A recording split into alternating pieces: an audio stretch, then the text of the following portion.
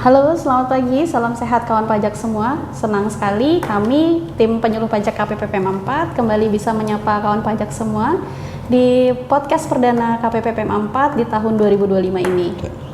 Ya, kembali lagi saya kali ini Malatika Septiasari ditemani oleh dua penyuluh kita dengan Pak Roni Zakaria. Selamat pagi kawan pajak. Dan juga dengan Pak Sigit Ikhwan. Selamat pagi kawan pajak, luar biasa. Ya, baik, kita kembali lagi nih kawan pajak, kembali memberikan edukasi terkait aturan perpajakan terbaru kepada kawan pajak semua. Kali ini yang akan kita sampaikan adalah terkait PMK 10 ya tahun 2025, yaitu tentang PPh pasal 21 atas penghasilan tertentu yang ditanggung pemerintah dalam rangka stimulus ekonomi di tahun anggaran 2025 ini. Jadi diterbitkannya PMK 10 ini bertujuan untuk menjaga keberlangsungan daya beli masyarakat dan juga untuk stimulus ekonomi dan stabilisasi ekonomi dan sosial di masyarakat.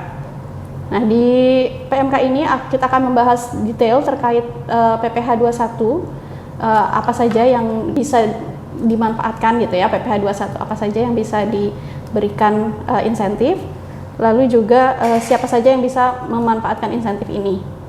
Baik, kita langsung saja kupas tuntas terkait PMK 10 ini bersama dua narasumber kita. Mungkin dengan Pak Roni dulu ya. Ini PMK ini kan diberlakukan ya, diundangkan pada tanggal 4 Februari 2025. Ya. Nah, ini jangka waktunya sendiri dimulainya dari kapan nih berarti? Ya, jadi kawan pajak, jangka waktu pemberian PPh 21 ditanggung pemerintah ini adalah dari mulai Januari 2025 sampai Desember 2025. Meskipun tadi Bu Sari katakan ini ditetapkan PMK 10-nya tanggal 4 Februari, tapi berlaku mulai Januari. Tapi tentu ada banyak kriterianya ya. Nah, itu mulai dari pegawai, lalu dari pemberi kerjanya juga. Itu nanti kita akan bahas. Ya baik, jadi yang dikenakan yang bisa memanfaatkan insentif ini adalah pegawai ya, pegawai tertentu yang bekerja di pemberi kerja tertentu gitu ya. Nah, pemberi kerja tertentunya di sini siapa saja, Mas Sigit? Ya, pemberi kerja tertentu di sini memang sifatnya lebih padat karya ya. Kemarin ada isu beberapa perusahaan tekstil yang gulung tikar dan sebagainya, itu jadi perhatian pemerintah sesuai tadi stabilitas ekonomi, daya beli masyarakat. Ya, kriterianya adalah industri di bidang alas kaki, kemudian tekstil dan pakaian jadi, kemudian furniture, dan kulit dan barang dari kulit beserta turunannya ya berarti ya, karena nanti ada banyak clue yang terkait di sana, baik dari bahan baku sampai ke barang jadi, termasuk jasa jahitnya segala. Oke. Jadi ada 4 kegiatan usaha ya, 4 kategori industri ya, yang relatif ini adalah kegiatan industri yang padat karya. Padat karya, betul. Dan untuk KLU-nya sendiri bisa kawan pajak cek ya di lampiran PMK-nya. Nanti ada detailnya ada di situ, bisa kawan pajak cek semua. Ya. Lalu tadi terkait pemberi kerjanya Pak Roni, lalu sekarang yang memanfaatkannya kan ada pegawai nih, ada pegawai tetap dan pegawai tidak tetap. Nah, definisi pegawai tetap di sini itu seperti apa Pak Roni?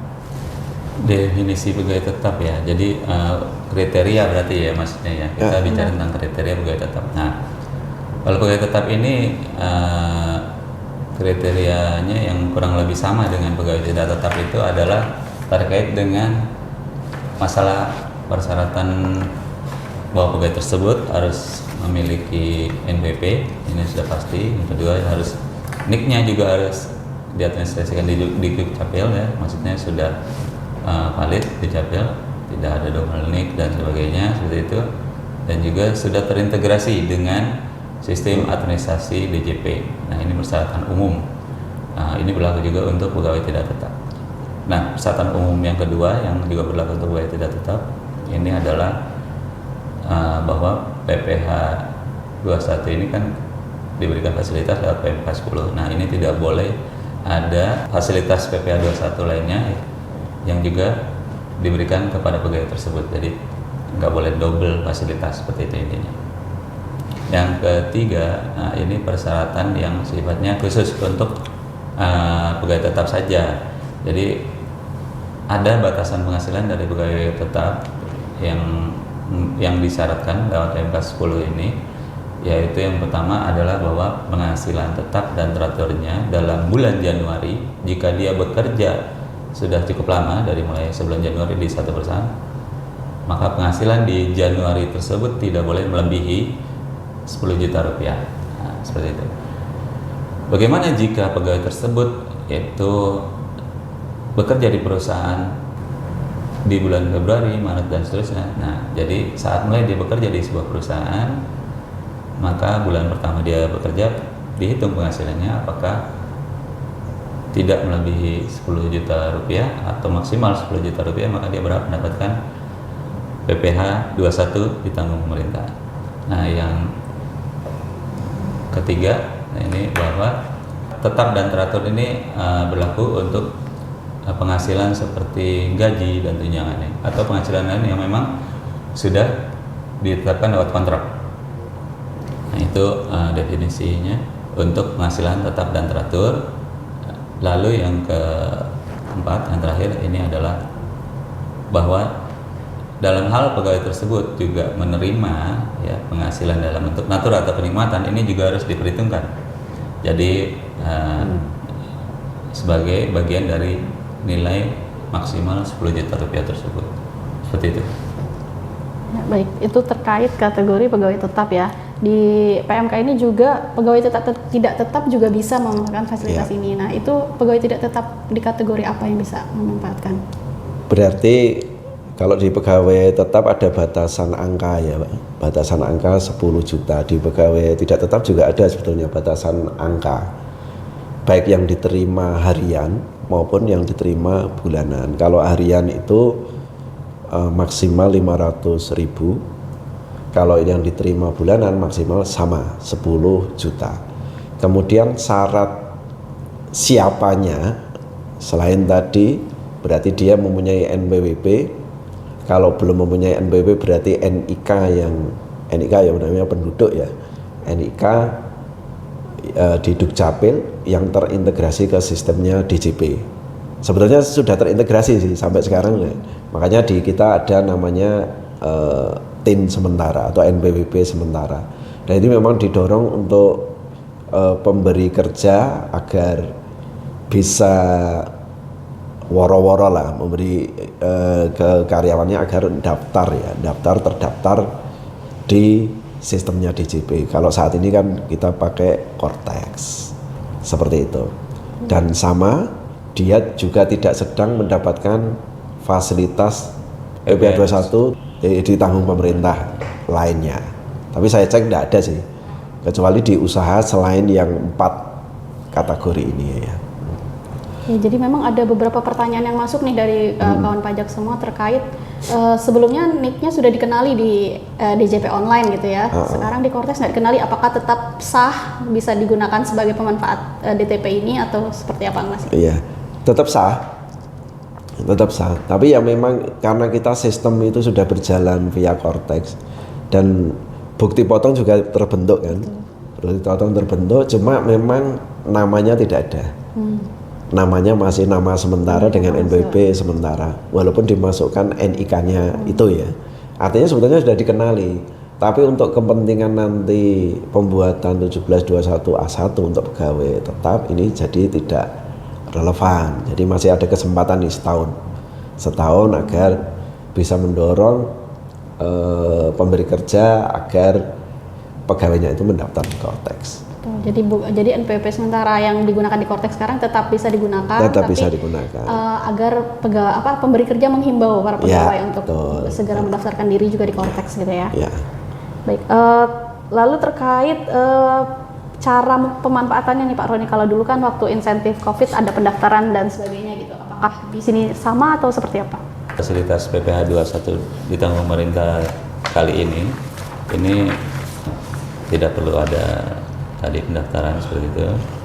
Lalu mekanismenya kurang lebih sama. Jadi karena ini ditanggung pemerintah ya, berarti atas PPh 21 yang biasanya dipotong oleh pemberi kerja ini tidak perlu disetorkan oleh pemberi kerja ke negara seperti itu. Jadi langsung diberikan tunai ke masing-masing pegawai yang berhak menerimanya seperti itu.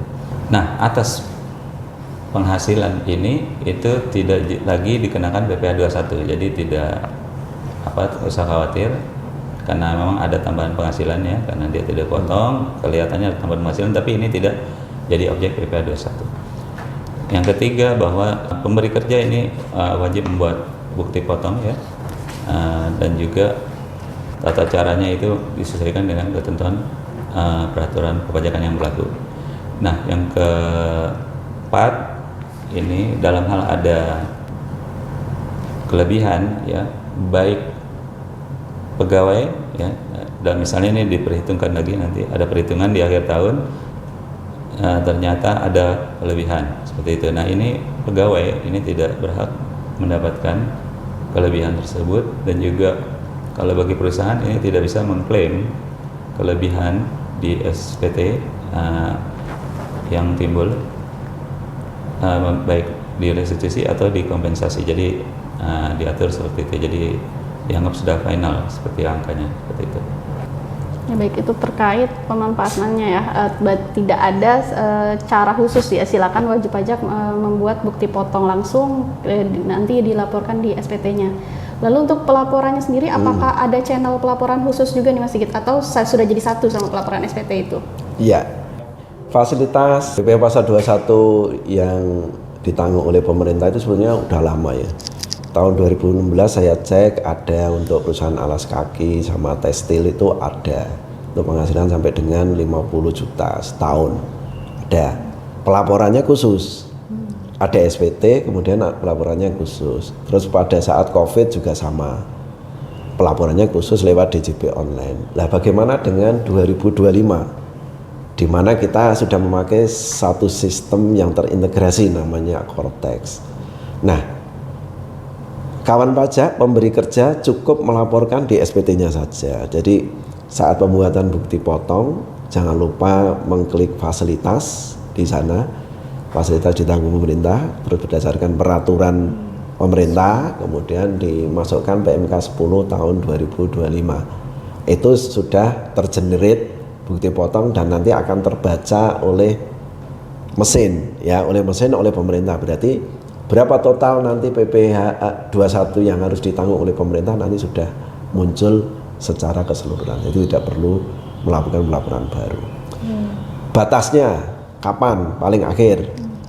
Karena dia Januari sampai Desember, di mana batas pelaporan SPT itu terakhir 20 Januari 2026 ya. Ini dikasih relaksasi sampai 31 Januari. Baik SPT masanya maupun pembetulannya. Bagaimana jika lewat?